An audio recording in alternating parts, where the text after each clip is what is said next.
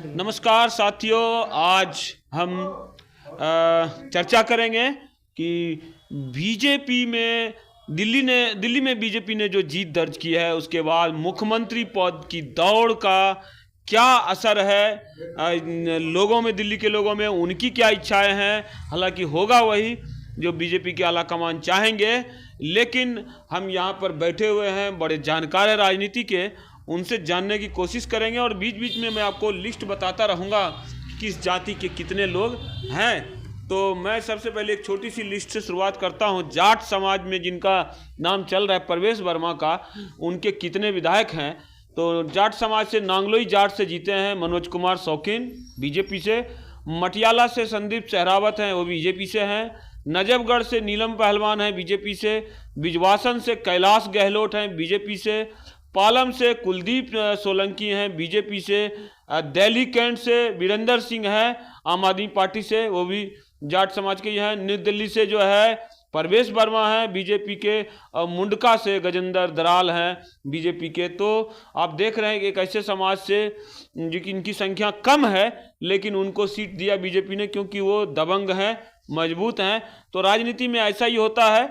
और बीजेपी का जो मेन वोट बैंक है, चूँकि मैं तो स्वतंत्र पत्रकार हूँ, मैं तो बोलूँगा कि उत्तर प्रदेश और बिहार के लोगों की संख्या 60 से 70% है, लेकिन उनको मुश्किल से 7-8 टिकटें मिली है।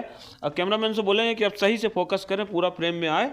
तो अब ऐसे ही एक एक करके लिस्ट बताऊंगा और सबसे पहले मैं चतुर्वेदी जी के पास जा रहा हूँ। अनिल चतुर्वेदी जी नाम है, बीजेपी के मेंबर हैं और अच्छे राजनीति के जानकार हैं। उनका क्या कहना है कि जो है प्रवेश वर्मा जी के अलावा कौन कौन से दावेदार हो सकते हैं।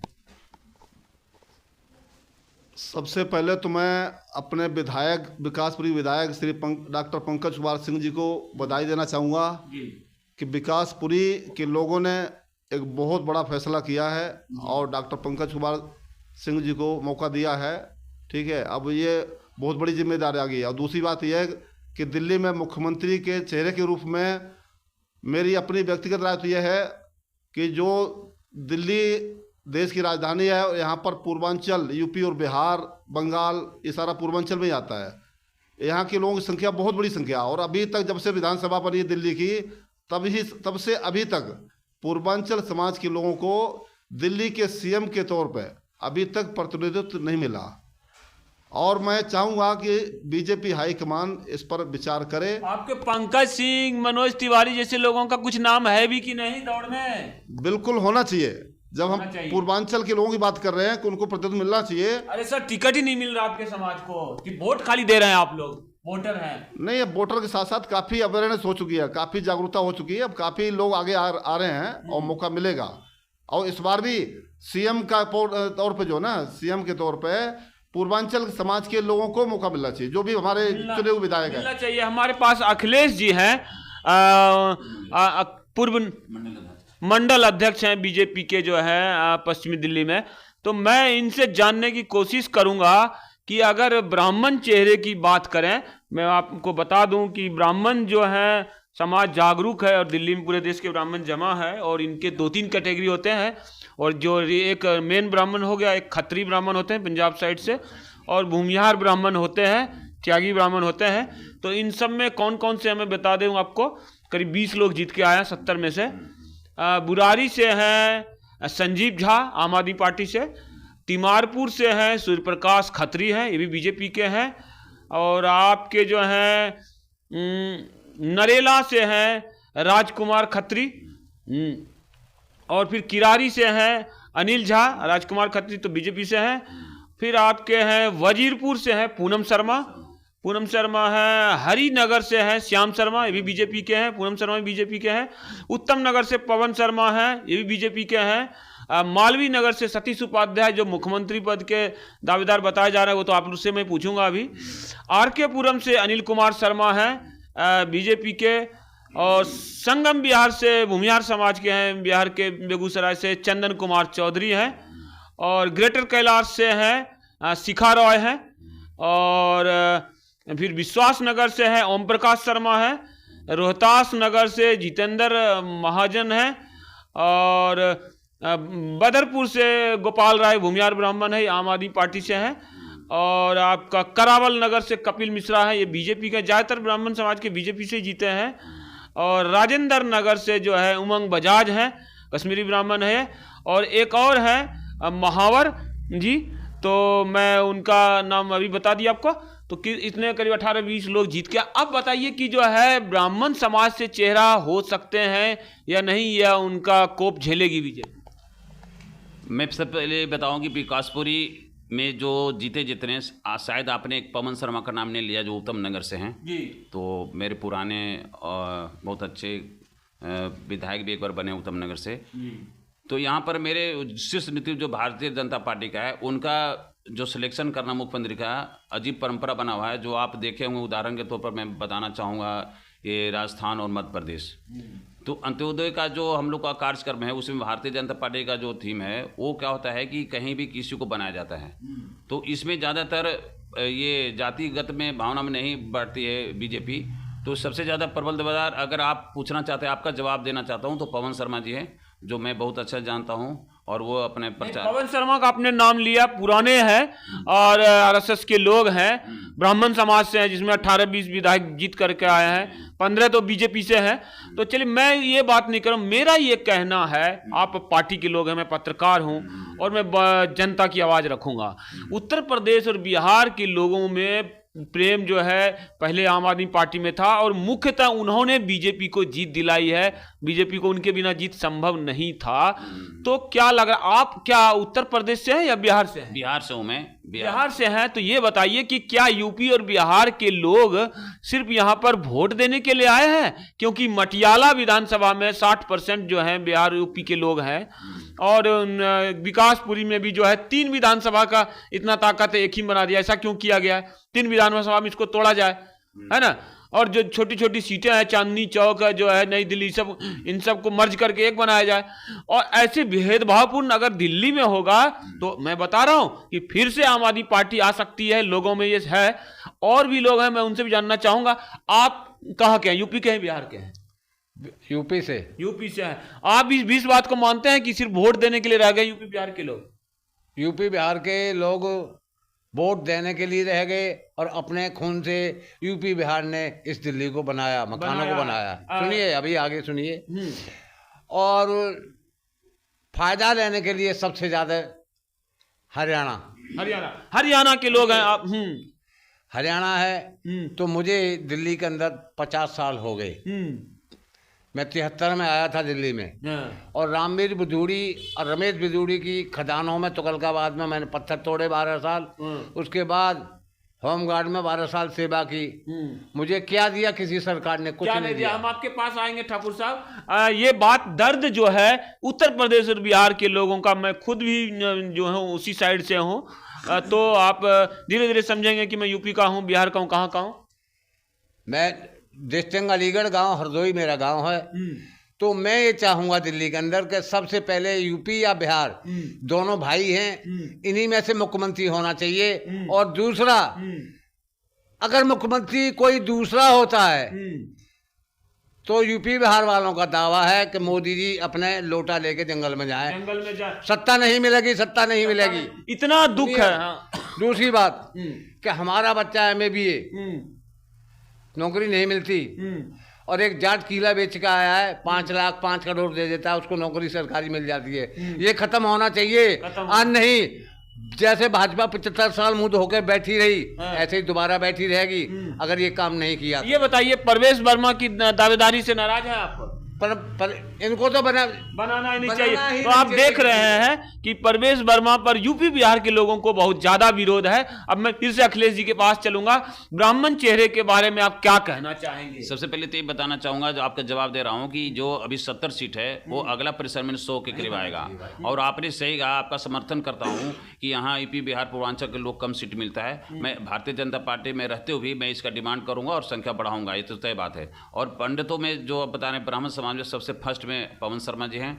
और बाकी दूसरे जो हैं रोहिणी से सबसे ज़्यादा जीतने वाले, कई बार 3 जब कैंडिडेट जीते, 13 में भी 15 में भी जीते हैं, तो विजेंद्र गुप्ता हैं। गुप्ता है। गुप्ता जी से आया है याद कि मैं एक बार बता दूं कि मैं बनिया समाज को बताऊंगा ज़्यादा जीतते रहे, लेकिन इस बार दुर्भाग्य से जो है आम आदमी पार्टी से लगभग सभी बनिया हार गए हैं और जो सीट जिन्होंने जीती है वो बीजेपी से ही जीती है। और दुर्भाग्य से हुआ कि बीजेपी में कुछ और बनिया समाज के लोगों को आम आदमी पार्टी के दूसरे जाति के लोगों ने हरा दिया, तो इस बार उनको बड़ा लॉस हुआ है। मतलब आम आदमी पार्टी से बीजेपी वालों ने हरा दिया और बीजेपी वालों के कुछ सीटों को आम आदमी पार्टी ने हरा दिया, तो फिर भी कुछ जीते हैं और मैं उनका गिनाऊंगा। लेकिन एक बात बता दूं कि मैं भी नाम सुन रहा हूं पवन शर्मा का, अखिलेश जी का मैं समर्थन करता हूं। पवन शर्मा का मजबूती से कहीं इनका नाम चल नहीं रहा है, लेकिन ट्रम्प कार्ड के रूप में ये आ ना जाए, कहीं मुख्यमंत्री पवन शर्मा अगर साबित ना हो जाए, क्योंकि आरएसएस से इनके बहुत गहरे संबंध हैं। तो मैं बनिया समाज के लोगों को बता दूं कि रोहिणी से विजेंद्र गुप्ता जीते हैं और शालीमार बाग से रेखा गुप्ता है, त्रिनगर से तिलक राम गुप्ता हैं, मॉडल टाउन से अशोक गोयल हैं, कृष्णा नगर से डॉक्टर अनिल गोयल हैं जो आम आदमी पार्टी के हैं, और शाहदरा से संजय गोयल हैं। तो आप देख रहे हैं इनमें से 5 जो है ब्राह्मण से है, मात्र 1 जो है आम आदमी पार्टी से है, और आम आदमी पार्टी के लगभग सारे जो है बनिया समाज के खुद थे केजरीवाल जी, वो भी हार गए। तो आप समझ सकते हैं कि क्या होगा। तो अब हम चलेंगे चतुर्वेदी जी के पास और जानना चाहेंगे कि बनिया समाज जो है बहुत कैडर रहा है और पंजाबी समाज भी जो है इनको कुछ मिला नहीं है पूरे देश में, तो क्या लग रहा है उनका क्या हो सकता है कुछ या नहीं? नहीं, क्यों नहीं हो सकता है। उनका योगदान दिल्ली के लिए बहुत बड़ा रहा है। पुराने नेता थे विजेंद्र गुप्ता से पुराने विजय गोयल जी, उनके पिताजी जो ना चरतीलाल गोयल विधानसभा के अध्यक्ष रहे मदन लाल खुराना जी के टाइम में, तो विजय गोयल भी पुराने नेताओं में हैं।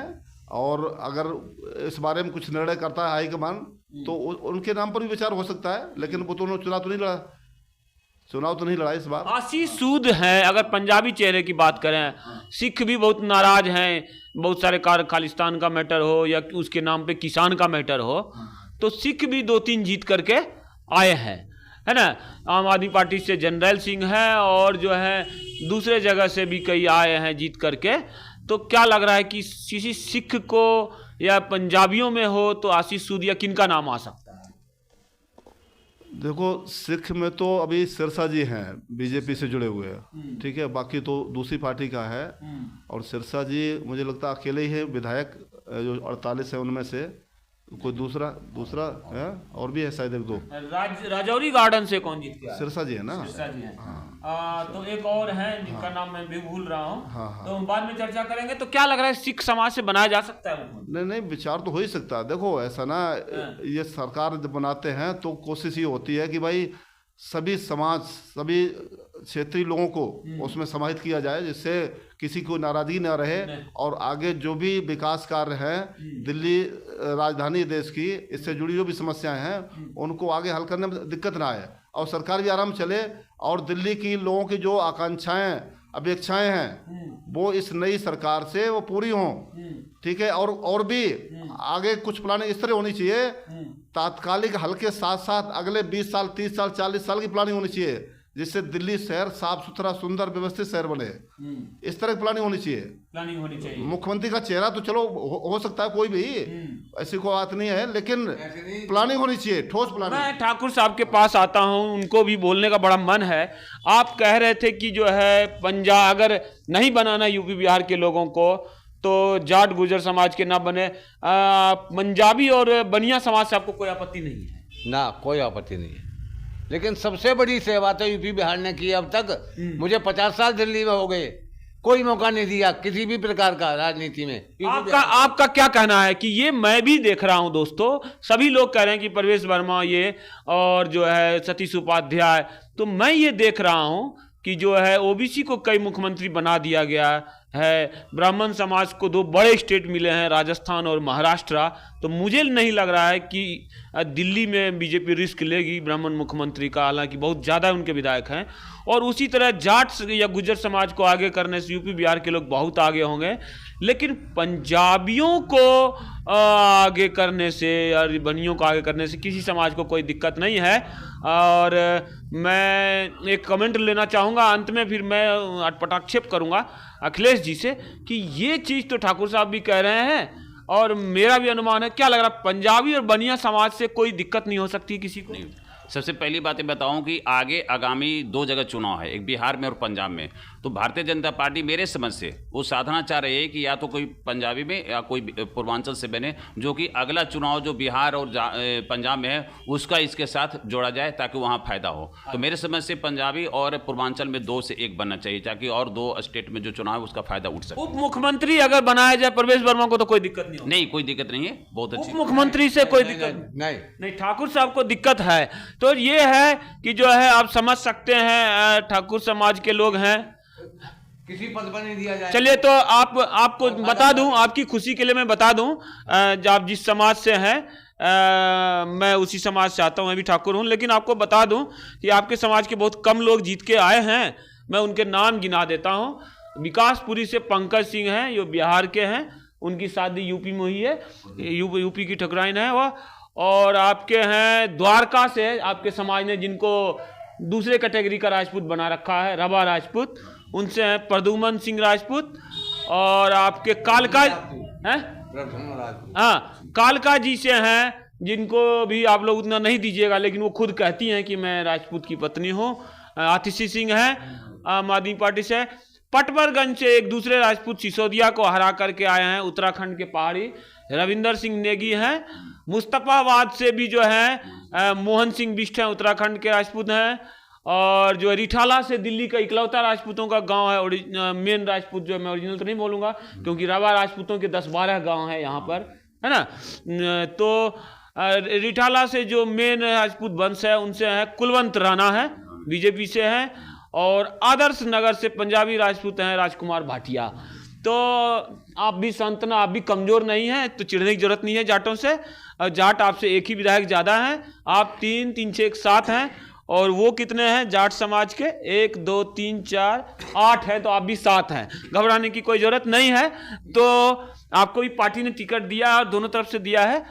तो मेरा ये मानना है, अब मैं लास्ट कमेंट ले लूँगा चतुर्वेदी जी से क्योंकि राजनीति के बड़े जानकार हैं, कि क्या आपको कोई दिक्कत होगी अगर जो है ना यूपी बिहार का बनाया जाए, न ओबीसी का बनाया जाए, न ब्राह्मण बनाया जाए, न जाट बनाया जाए, जिन चारों का ज़्यादा दावेदारी है, जाट और गुर्जरों का।